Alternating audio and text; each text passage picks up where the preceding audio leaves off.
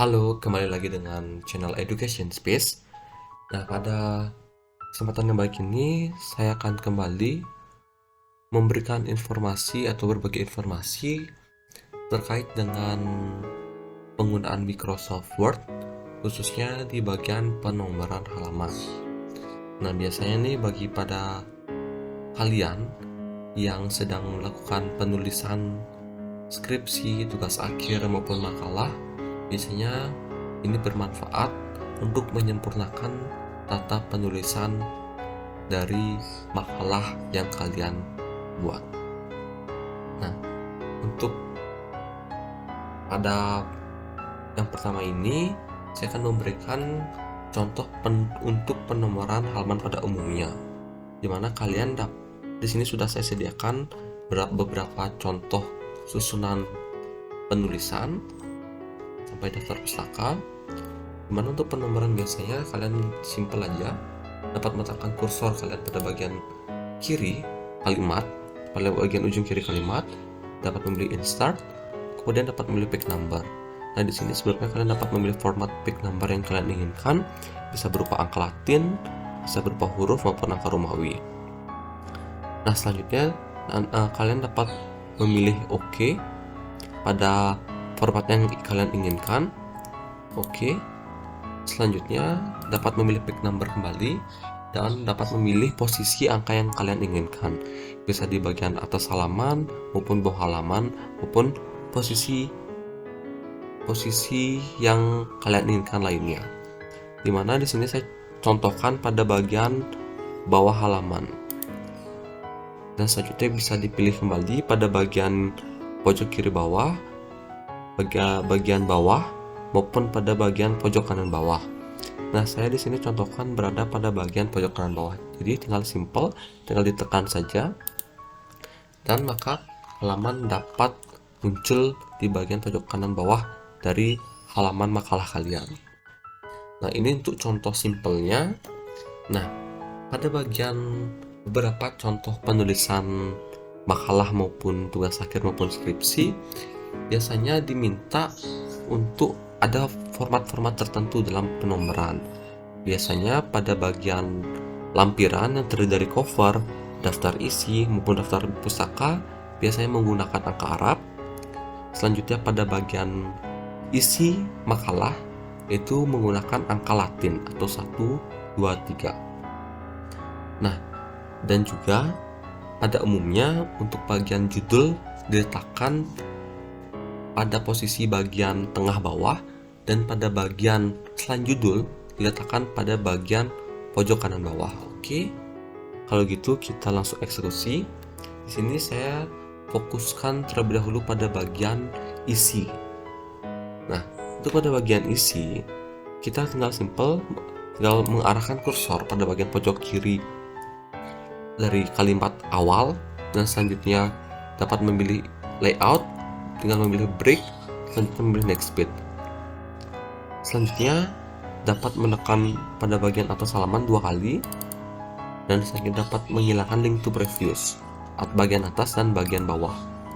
Intinya untuk membedakan halaman satu dengan halaman lainnya, kuncinya untuk di bagian menghilangkan link to previous, yang artinya untuk menghilangkan atau membedakan format halaman sebelumnya dengan halaman yang ingin kalian ubah. Dan setelah itu, karena ini bagian isi dan halaman judul, maka menggunakan angka Latin pada bagian tengah. Selanjutnya untuk halaman pertama pada bagian isi dapat menggunakan angka 1 sehingga dapat dirubah pada format page number. Startnya dapat menggunakan angka 1. Saja OK, maka akan dirubah. Selanjutnya pilih close header and footer. Selanjutnya pada halaman kedua, ini bukan berada di tengah, melainkan berada pada bagian pojok kanan bawah. Simple aja, juga dapat mengarahkan kursor pada bagian halaman pertama pada kalimat pertama pada halaman tersebut, dan selanjutnya dapat memilih layout, pilih break, dan memilih next page. Selanjutnya sama juga, simple, kuncinya itu menghilangkan bagian link to previous pada bagian atas dan pada bagian bawah.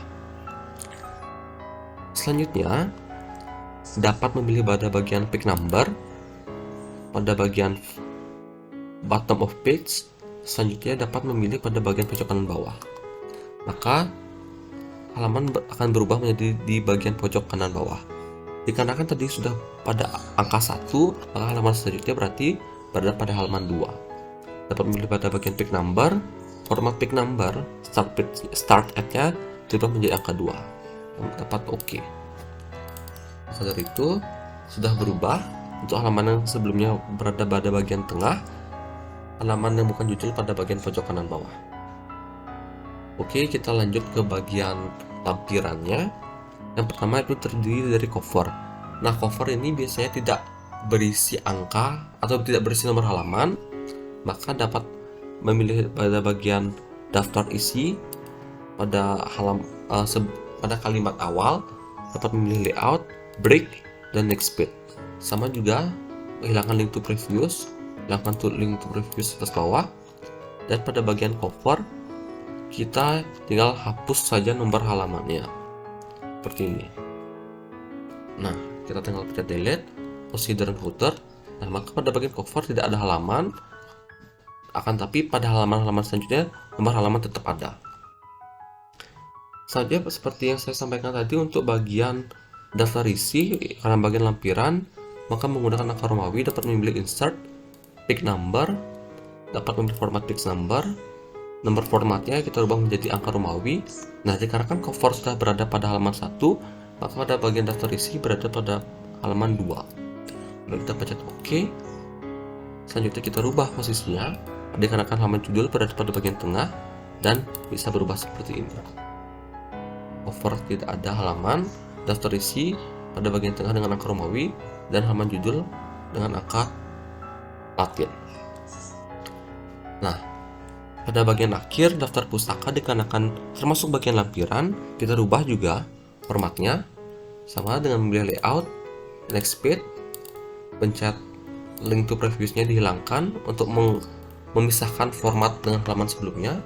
Sudah dapat memilih pick number, format pick number dirubah menjadi angka Romawi. Selanjutnya start at-nya dikarenakan tadi sudah menggunakan angka 2 pada daftar isi, sedangkan pada daftar pustaka menggunakan angka 3 Romawi. Dan menggunakan OK dan merubah letaknya menjadi pada bagian tengah.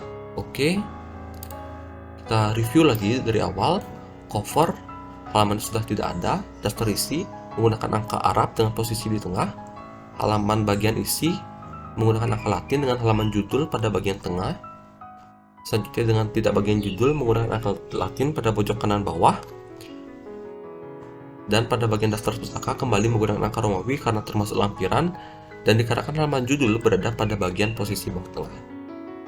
Oke, demikian yang dapat saya sampaikan terkait dengan proses penomoran secara umum maupun secara berdasarkan format yang telah ditentukan. Semoga dapat bermanfaat dalam proses penulisan artikel, jurnal, maupun makalah yang sedang kalian susun. Demikian dari saya, semoga bisa bermanfaat dan sampai jumpa di channel-channel berikutnya.